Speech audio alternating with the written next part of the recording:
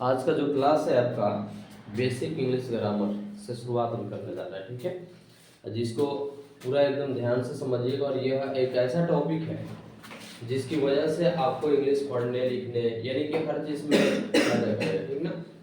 तो सबसे पहले आपका इंग्लिश में बेसिक, सबसे पहले इंग्लिश पढ़ने के पहले ग्रामर को कंप्लीट करना होगा।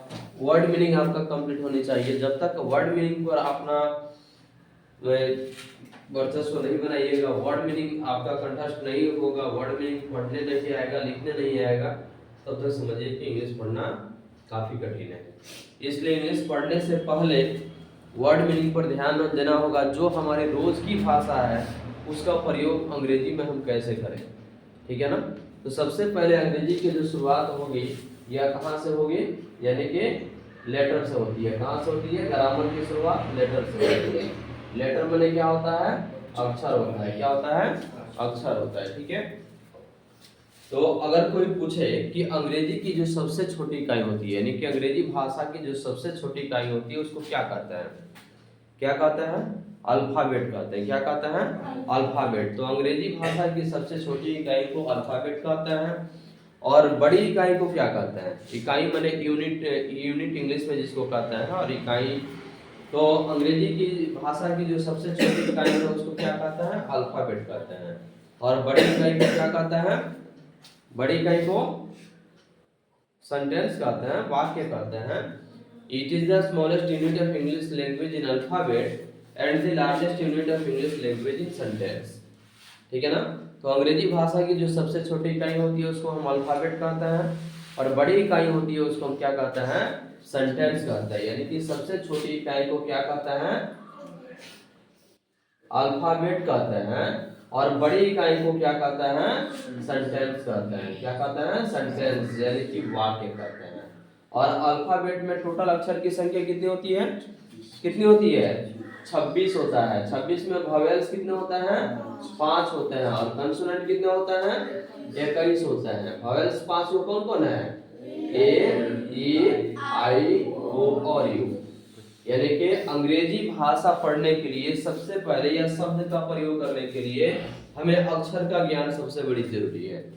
अगर हम अंग्रेजी भाषा पढ़ने के पहले अगर अक्षर के बारे में नहीं जाने, जैसे मानकर चलिए कि अगर यहाँ पे लिखा है वर्ड, WORD, वर्ड क्या हो गया? 1 2 3 4, 4 गो अक्षर हो गया। 4 गो अक्षर हो गया ना। तो ये चारों अक्षर मिल करके, और चारों अक्षर किसका है? अल्फाबेट का अक्षर है। किसका है? अल्फाबेट का है। अगर हम चारों को अलग अलग करेंगे तो इसका कोई अर्थ नहीं बनेगा, लेकिन चारों को जब एक साथ कर दिए तो क्या बन गया? वर्ड बन गया। क्या बन गया? वर्ड बन गया। अगर एक साथ कर दिए तो ये क्या बना? वर्ड बना, ठीक है ना। और वर्ड में क्या हो गया? शब्द हो गया। तो आपको पहले ही बताया है कि अंग्रेजी की जो सबसे छोटी इकाई होती है उसको अल्फाबेट कहते हैं। यानी कि क्या कहते हैं? अल्फाबेट कहते हैं, यानी सबसे छोटी यूनिट है। और उससे जो बड़ी यूनिट है उसको हम क्या कहते हैं? सेंटेंस, यानी कि वाक्य कहते हैं। क्या कहते हैं? वाक्य कहते हैं। तो अल्फाबेट में अक्षर की संख्या कितनी होती है? 26 होती है, जो कि ए से लेकर के कहां तक? जेड तक। कहां सा? ए से लेकर के जेड तक। यह टोटल आपका 26 को अक्षर है, जो कि अल्फाबेट का ही है। और यह सबसे छोटी इकाई है। जैसे अगर हम ए लिखे, बी लिखे, सी लिखे, डी लिखे, इसी प्रकार से आपका जेड तक अगर लिखते हैं तो यह अलग अलग हो गया ना। जब यह अलग अलग हो गया तो यह क्या बन गया? एक अक्षर बन गया। क्या बन गया? अक्षर बन गया, जिसको क्या कहता है? लेटर कहता है। इंग्लिश में क्या कहते हैं इसको? लेटर कहते हैं, ठीक है ना। यह अलग अलग हो गया तो एक अक्षर हो गया, और एक साथ मिल गया तो क्या हो गया? शब्द बन गया। क्या बन गया? शब्द बन गया। और कई शब्द जब एक साथ हो गया तो क्या बन गया? क्या बना? सेंटेंस बन गया। सेंटेंस बन गया, यानी कि आपका वाक्य बन गया। क्या बन गया? वाक्य बन गया। समझ में आ रहा है ना। अगर कोई पूछे कि अंग्रेजी की सबसे छोटी इकाई, अंग्रेजी भाषा की जो सबसे छोटी इकाई है उसको क्या कहता है, तो क्या बताइएगा? क्या बताइएगा? अल्फाबेट। क्या बताइएगा? अल्फाबेट, जिसमें अक्षर की संख्या 26 होती है। कितनी होती है? 26 होती है। वोवेल्स कितने होते हैं? 5 होते हैं। कौन? ए, ई, आई, ओ और यू। अगर कोई पूछे वॉवेल्स का हिंदी होता है स्वर, क्या होता है? स्वर। और कंसोनेंट का हिंदी होता है व्यंजन। अगर कोई पूछे कि बताइए आपका व्यंजन कितना होता है? 21 होता है। अंग्रेजी भाषा में टोटल जो 26 को अक्षर है ना, इसमें 21 को व्यंजन होता है, जबकि हिंदी वर्णमाला में 21 को व्यंजन नहीं होता है, 33 को होता है। ठीक है। और हिंदी वर्णमाला जब पढ़िएगा तो हिंदी वर्णमाला में अक्षर की संख्या 48 या मोटा वाला में आपका आधुनिक में 52 दिया है, 48 या 52 होता है। लेकिन उसमें आपका स्वर कितना हो गया? स्वर आपका 11 होता है, जबकि इंग्लिश में अल्फाबेट में स्वर कितना है? 5 गो है। चाहे गो है? 5 गो है। कौन कौन? ए, ई, आई, ओ और यू। अगर कोई पूछे कि कंसोनेंट कौन कौन है, तो सीधे बोलिएगा ए, ई, आई, ओ, यू, यानी कि यह पांचों को छोड़ करके शेष 21 जो है वह क्या है? आपका कंसोनेंट है। क्या है? कंसोनेंट है। It is the smallest unit of English language in alphabet and the largest unit of English language in sentence. समझ में आ रहा है ना? अंग्रेजी की सबसे छोटी इकाई, यानी कि अंग्रेजी भाषा, इंग्लिश लैंग्वेज, अंग्रेजी भाषा की सबसे छोटी इकाई को क्या कहते हैं? अल्फाबेट कहते हैं। और सबसे बड़ी इकाई को हम क्या कहते हैं? सेंटेंस, यानी कि वाक्य कहते हैं। कोई दिक्कत? अगर कोई पूछे कि शब्द का निर्माण कैसे होता है, तो आप क्या बताइएगा? कई अक्षरों के मिलने से किसका निर्माण होता है? एक शब्द का निर्माण होता है। किसका निर्माण होता है? एक शब्द का निर्माण होता है। जैसे कई अक्षर एक साथ मिलेगा तब ना शब्द बनेगा। जैसे कि अगर स्कूल लिखते हैं तो SCHOOL अलग अलग लिख दिए ना, क्या बना? कुछ बना? नहीं बना, क्योंकि यह क्या है? अलग अलग है। यह अपनी अलग अलग स्थान पर है, लेकिन सबको जब एक साथ समाहित करके हम लिख देंगे स्कूल, तो क्या हो गया? स्कूल मैंने विद्यालय हो गया आपका। यह क्या बन गया? एक शब्द बन गया। हाई क्या हो गया? एक शब्द बन गया। समझ में आ रहा है ना? यह क्या बन गया? शब्द बन गया। लेकिन यही जब अलग अलग है तो यह क्या बन गया? यह आपका अक्षर है। इसका कोई निर्माण ही नहीं है, यह अलग है, यह अक्षर है, क्योंकि यह एक साथ नहीं है। लेकिन जब यह एक साथ मिल गया तो क्या बन गया? शब्द बन गया। समझ में आ रहा है ना? तो कोई अगर पूछे कि बताइए शब्द का निर्माण कैसे होता है, तो क्या बताइएगा? कई अक्षरों के मिलने से शब्द का निर्माण होता है। कई अक्षर जो मिलेगा, जैसे मानकर चलिए कि 1 2 3 4 5 6 गो अक्षर है, लेटर 6 गो है, और 6 जब अलग हो गया तो कोई अर्थ नहीं बना। लेकिन 6 जब एक साथ हो गया तो ये क्या बन गया? आपका एक शब्द बन गया। समझ में आ रहा है ना? कि यही आपका इंग्लिश का सबसे बेसिक है कि इंग्लिश पढ़ने के पहले हमको सारे वर्ण की जानकारी हमें चाहिए। अगर वर्ण की जानकारी, अल्फाबेट में अक्षर की टोटल संख्या नहीं जान पाएंगे हम, तो अंग्रेजी में आगे कैसे हम बढ़ पाएंगे? शब्द का निर्माण कैसे होता है, तो पहले हम जानेंगे कि कई अक्षर मिलने से शब्द का निर्माण होता है। अगर चाहिए कि वाक्य का निर्माण कैसे होता है, क्या वाक्य कैसे बनता है, यानी कि सेंटेंस। वाक्य का इंग्लिश क्या होता है? सेंटेंस होता है। ठीक है ना? सेंटेंस का निर्माण कैसे होता है? तो कई शब्दों के मिलने से। ठीक है ना? कई शब्द, अक्षर नहीं, यह कई अक्षर मिलने से तो एक शब्द बन गया ना। लेकिन कई शब्दों के मिलने से एक वाक्य का निर्माण होता है। जैसे मानकर चलिए Ram is a good boy, Ram is a good boy. अगर हम लिख दिए ना कि Ram is a good boy, तो 1 2 3 4 5 गो शब्द है। इसमें है तो आपका अकेला है, तो ये अक्षर में आ जाएगा, यानी कि अकेला है। और ये सब मिल करके, यानी कि कई शब्द मिल करके क्या बना? एक वाक्य बना। वाक्य को इंग्लिश में क्या कहते हैं? सेंटेंस कहते हैं। क्या कहते हैं? सेंटेंस कहते हैं। कोई दिक्कत? तो अंग्रेजी की सबसे छोटी इकाई को क्या कहते हैं? अल्फाबेट। अंग्रेजी की सबसे छोटी इकाई को क्या कहते हैं? अल्फाबेट। अल्फाबेट में अक्षर की संख्या कितनी होती है? 26। वॉवेल्स कितना होता है? कंसोनेंट कितना होता है? 21 होता है। ठीक है। अब हम ये देखेंगे कि अल्फाबेट में टोटल अक्षर कौन कौन है, क्या बताइएगा? अल्फाबेट में 26 गो है, तो 26 गो कौन कौन है? कौन कौन है? ए से लेकर के जेड तक है, यानी कि 26 को कौन है? ए से लेकर के जेड तक 26 को है कि नहीं है? अगर पूछे कोई कि अल्फाबेट में टोटल अक्षर कितना है? 26 है, जिसमें वोवेल्स का है 5 को है। कौन कौन? ए ई आई ओ और यू, यह 5 को आपका वोवेल्स हो गया। कंसोनेंट कौन कौन है?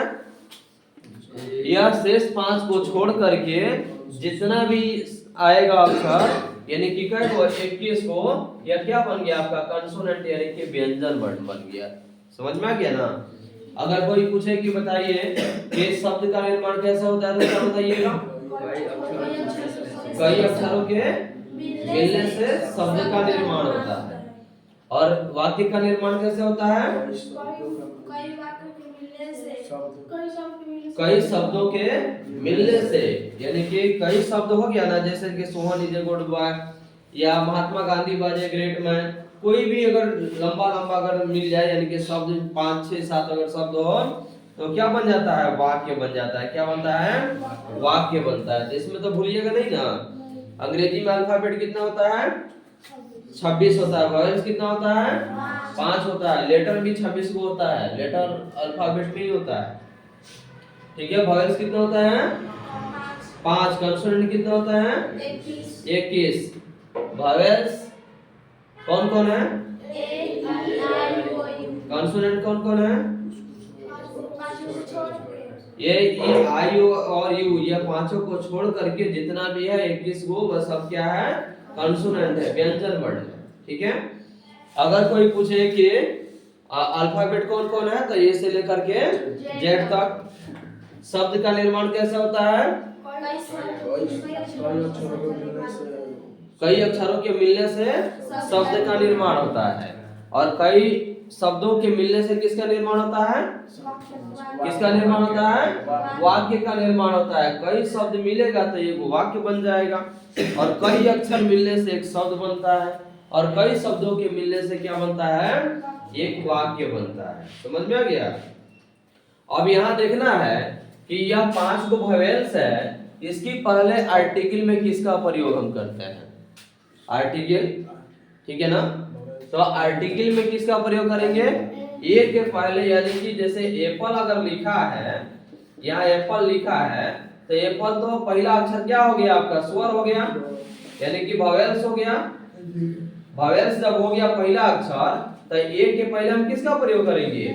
एन का प्रयोग करेंगे। ए के पहले एन का प्रयोग करेंगे। अगर यहाँ पे ए अगर लिखा हो, एलिफेंट अगर लिखा हो, अगर एलिफेंट लिखा हो, तो एलिफेंट के पहले हम किसका प्रयोग करेंगे? किसका? एन का प्रयोग करेंगे। किसका प्रयोग करेंगे? एन का। क्यों? क्योंकि ये इसका पहला अक्षर जो क्या है? वोवेल्स है। क्या है? वोवेल्स है, यानी कि आपका स्वर है। इसलिए हम इसके पहले हम किसका प्रयोग करेंगे? एन का प्रयोग करेंगे। समझ में आ गया ना? अभी देखेंगे कि कंसोनेंट के पहले, किसके पहले? कंसोनेंट के पहले। अभी तो आपको हम बताया ना कि वोवेल्स के पहले हम किसका प्रयोग करेंगे, यानी कि है आपका ए ई आई ओ और यू, है 5 को हो गया ना, तो पांचों के पहले आर्टिकल में हम ए का प्रयोग करेंगे। यानी कि कोई भी ऐसा शब्द जिसका पहला अक्षर ए ई आई ओ यू पांचों में कोई अगर हो, तो उसके पहले आर्टिकल में किसका प्रयोग करेंगे? एन का प्रयोग करेंगे।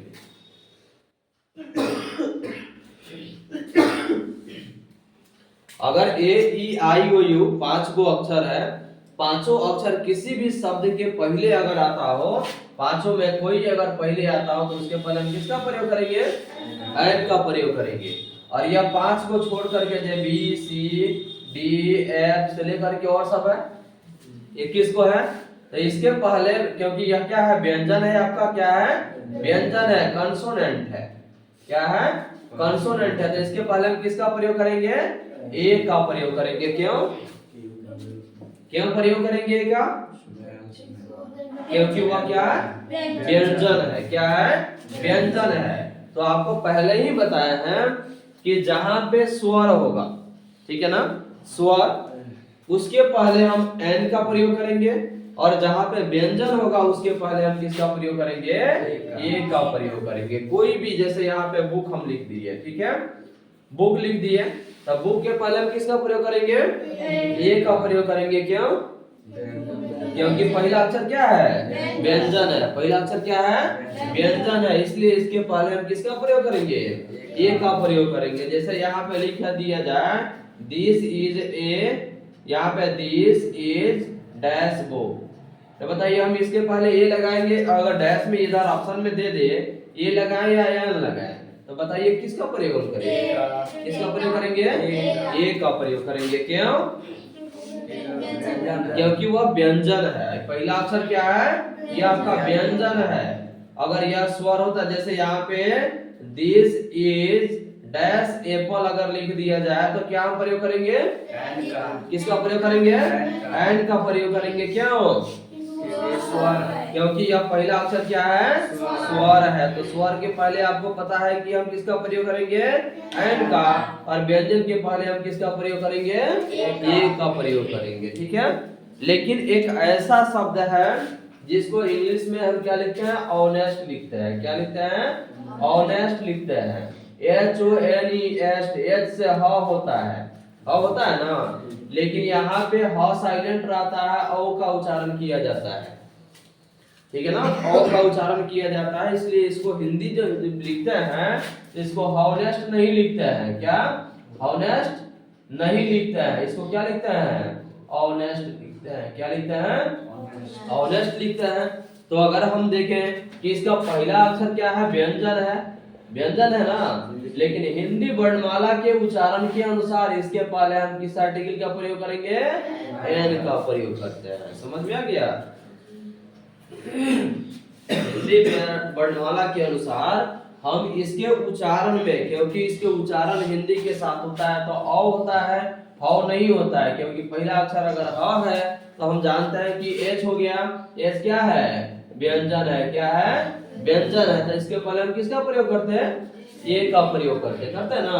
लेकिन इसके हिंदी उच्चारण में एच साइलेंट और ओ का उच्चारण होता है। यहाँ पे ऑनेस्ट लिखाता है, पहला अक्षर क्या है, स्वर है। क्या है, स्वर है।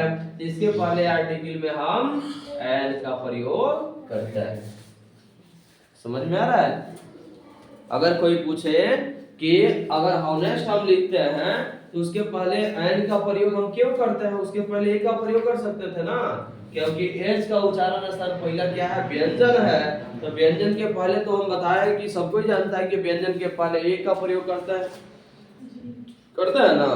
तो व्यंजन के पहले ए का प्रयोग करेंगे और स्वर के पहले हम एन का प्रयोग करते हैं। लेकिन यहाँ पे ऑनेस्ट लिखते हैं लेकिन पढ़ते हैं ऑनेस्ट। तो हिंदी उच्चारण के अनुसार अ हुआ, तो आप जानते हैं कि हिंदी वर्णमाला में अ से लेकर के अ तक क्या है, स्वर है। क्या है, स्वर है। की संख्या कितनी है, 11। समझ में आ गया ना।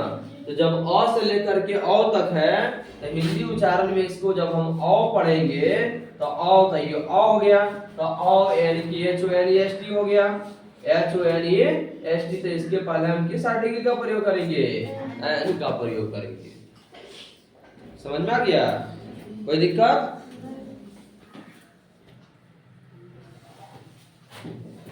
इसमें कोई अगर किसी को दिक्कत हो तो बोलिए, नहीं है ना?